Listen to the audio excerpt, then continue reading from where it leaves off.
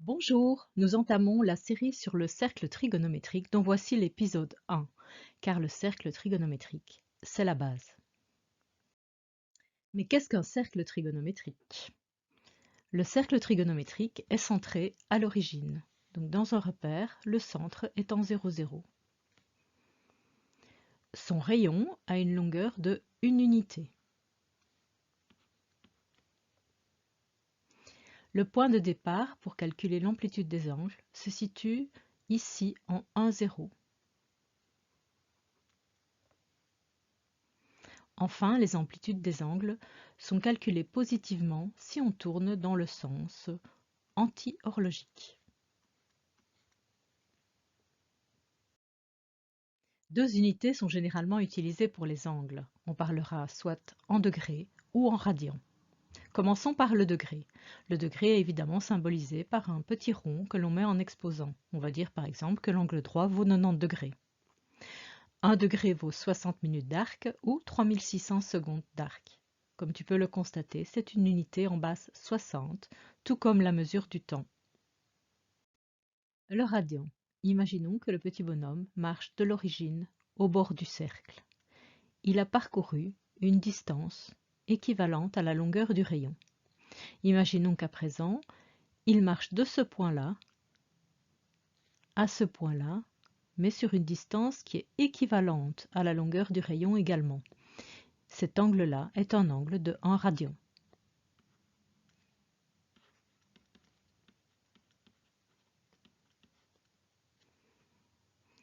Un angle de 1 radian est donc un angle au centre qui intercepte un arc de la longueur du rayon.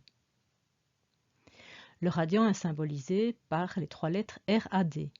On parlera par exemple d'un angle droit qui vaut pi demi-radian.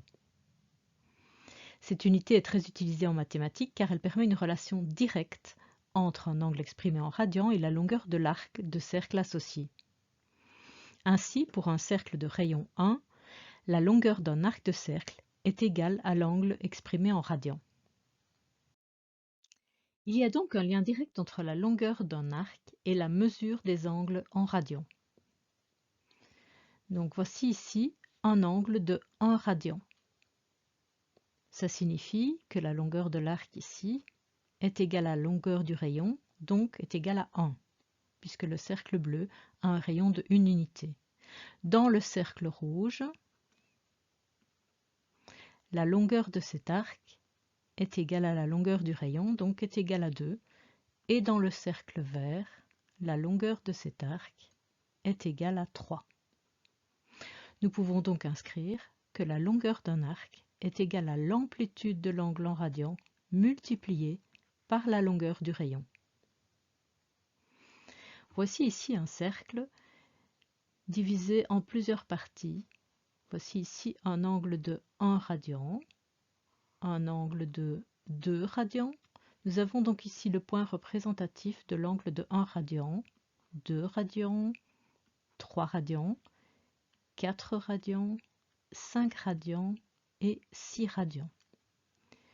Nous constatons que pour faire tout un tour, il nous manque ici ce petit morceau. Donc tout un tour correspond à une longueur de 6 radians plus un petit quelque chose. Si tu te souviens bien, lorsque tu devais calculer la circonférence d'un cercle, tu utilisais cette formule 2π fois le rayon. Dans le cercle trigonométrique, ça donne 2π fois 1 et donc 2π. Or, 2π est environ égal à 6,2832. Nous pouvons donc constater que nous avons bien les 6 unités pour faire presque un tour, 6 unités donc en radians, et qu'il nous manque ici le petit morceau qui correspond au 0,2832. Dans le cercle trigonométrique, si on considère tout un tour, on sait que c'est égal à 360 degrés. On démarre donc ici avec un angle de 0 degré. L'angle droit vaut 90 degrés. L'angle plat vaut 180 degrés. Ici, nous avons un angle de 270 degrés Et enfin, lorsque nous avons fait tout le tour, nous avons un angle de 360 degrés. Si l'on considère le cercle en utilisant des angles en radians, un tour fait 2π radians. Nous partons donc d'ici avec un angle de 0 radian. L'angle droit vaut π demi radian. L'angle plat vaut π radian.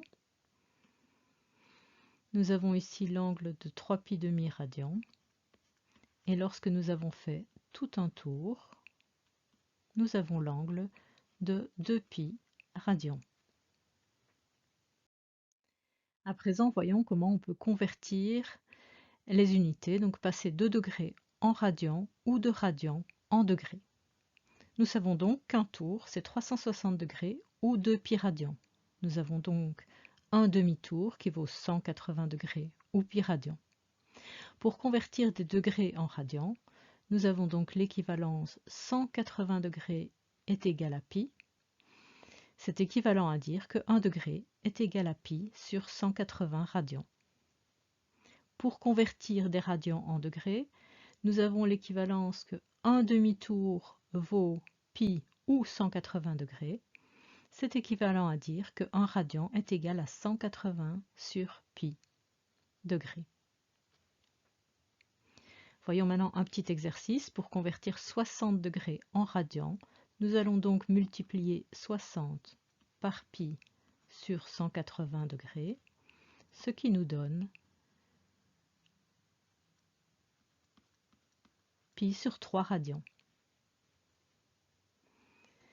Pour convertir maintenant 3π demi radians en degrés, nous multiplions 3π demi par 180 divisé par π, ce qui nous donne 270 degrés. Nous avons donc un angle de 60 degrés équivalent à un angle de π sur 3 radians et un angle de 3π demi radians qui est équivalent à un angle de 270 degrés. Voilà, c'est la fin de l'épisode 1. À bientôt dans l'épisode 2.